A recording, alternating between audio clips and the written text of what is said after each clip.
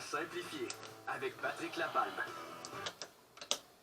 Oui, certainement, l'immobilier simplifié, parce que c'est pas toujours facile. Avec Patrick Lapalme, de l'équipe Patrick Lapalme de Remax Prestige. Bon matin, Patrick. Et avec Patrick, ça va être plus facile. Vous Ben, allez comprendre plein de choses. Ben, certainement, on est rendu à la 294e chronique. Exactement. Tu me parles de quoi ce matin? Ben, ce matin, on va parler de comment choisir son installation sanitaire naturellement. Ce n'est pas vous qui allez la choisir, mais ça va être un technologue qui va aller faire une analyse poussée à votre domicile.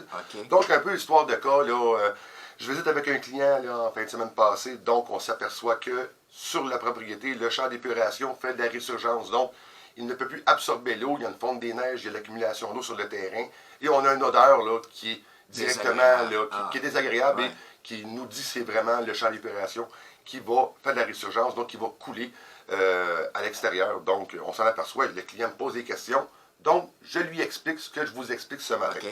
Naturellement, si on a une propriété qui est flambant neuve, donc la propriété n'est pas bâtie, puis ces choses-là, il va y avoir un puits, tout l'ensemble de l'œuvre quand même va être fait de la même façon, mais ce qu'il faut vraiment savoir, numéro 1, c'est qu'un champ d'épuration ne peut pas être construit sur le même emplacement qu'il était anciennement fait. Donc, tout dépendant des dimensions du terrain, il va falloir aller réaménager le terrain pour mettre votre nouveau champ d'épuration à l'endroit spécifique que la terre va être naturelle. Donc, vous pourriez avoir une dimension de terrain qui va changer par rapport à l'utilité que vous allez pouvoir faire. Donc, c'est important de savoir. Donc, quand on va faire appel à un technologue pour savoir quel type de champ de fosse septique et champ d'épuration que vous allez devoir installer selon votre propriété, il y a beaucoup de documentation à aller vérifier de sa part et je vais les énumérer. La première chose qu'il faut savoir, c'est combien de nombre de chambres qui va être installé dans la propriété. Avec le nombre de chambres à coucher, c'est là qu'on va décider l'installation septique, de quelle dimension qu'elle va être, de quelle grosseur. Ça va être vraiment ça qui va planifier l'ensemble de l'œuvre. Ensuite de ça, le technologue va faire une vérification du site et vérifier toutes les contraintes dans le règlement, le Q2R22, sur le règlement d'assainissement des eaux du gouvernement du Québec. Donc, il va y avoir une recherche à faire. Il va aussi établir les superficies disponibles, comme je le mentionnais, si on a un ancien champ d'épuration qu'on va déplacer, cette superficie-là ne l'est plus disponible, donc il faut aller ailleurs sur le terrain. Il va aller faire des sondages, des vérifications, et vérifier les zones potentielles pour l'évacuation, vérifier les nappes phréatiques, si on a du roc, terrain argileux, sablonneux, beaucoup plus rocailleux, tout dépendant de la perméabilité et l'imperméabilité du sol, ça va dicter quel type d'installation septique qui va être installé sur le terrain. Il va aussi faire un relevé topographique du terrain, donc un terrain qui va être en pente, va avoir des particularités qu'un terrain qui va être plat. Il faut vraiment bien le comprendre, c'est facile à voir. Comme je le mentionnais, l'analyse granulométrique, ça va être là qu'on va vraiment voir de quelle façon que le terrain va absorber les liquides de l'exivia qui va sortir de la fosse septique vers le champ d'épuration. Donc, ce qu'il faut savoir, c'est que la fosse septique, elle va retenir le solide et le champ d'épuration, lui, va évacuer les liquides, mais qui va avoir été filtré auparavant par la fosse septique qui va être installée, tout dépendant des modèles, parce qu'il y a beaucoup de modèles qui sont disponibles. Et c'est suite à cette vérification-là du technologue qu'il va avoir un choix d'installation sanitaire. La durée de vie d'un tel système?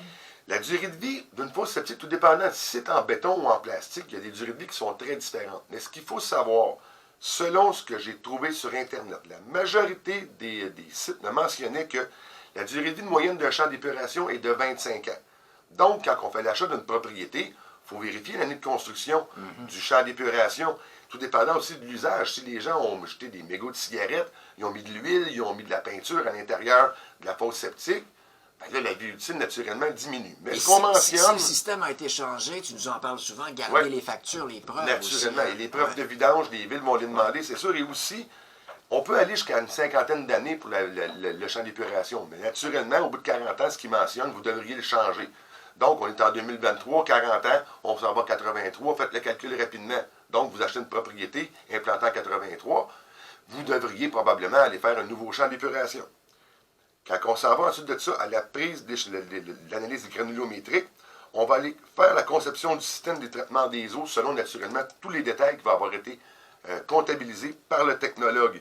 Il va y avoir des plans à l'échelle qui vont être fournis. Donc, on va avoir le plan de localisation, d'installation sanitaire, le plan d'implantation et la coupe de nivellement qui vont nous donner les niveaux du sol, à quel endroit que le technologue va avoir décidé où mettre l'implantation et à quelle profondeur dans le sol ça va être installé. Tous les devis techniques vont être présents. Mais ici, il faut aussi vérifier un fait. le voisinage. Donc, les gens posent la question, tout dépendant du système, si votre voisin a un puits artésien limitrophe à votre terrain, vous ne pourrez pas aller installer l'installation sanitaire à proximité de celui-ci. Autant qu'une pointe filtrante, autant qu'un système de puits de surface. Donc, il y a beaucoup de vérifications à faire et l'environnement total de votre installation est dicté très fréquemment par le voisinage aussi. Donc, c'est vraiment faire des vérifications d'usage et quand vous n'êtes pas sûr, naturellement, contactez-nous. On a tous les spécialistes qui sont là pleinement pour vous aider et vraiment connaître les tenants et aboutissants de l'installation sanitaire. C'est sûr qu'il y a beaucoup de personnes qui proviennent d'un milieu urbanisé, qui viennent dans des milieux ruraux, qui sont desservis par ce type d'équipement-là. Rassurez-vous, quand vous faites affaire avec votre courtier immobilier qui travaille ce secteur-là, assurez-vous, premièrement, qu'il a la connaissance de l'ensemble de ces faits-là, autant qu'en installation septique qu'en approvisionnement d'eau, parce qu'il y a des incidences directement sur les prix demandés des propriétés face à ces systèmes. Patrick, si on veut te joindre ou réécouter une des chroniques. Bon, facilement, vous pouvez nous rejoindre l'équipe Linda, Nancy et moi-même au 450-499-5544. Vous pouvez aussi revoir toutes les chroniques immobilières sur la chaîne YouTube et sur le Facebook. Tout est disponible. Patrick Lapalme, un but, une passion. Vendu!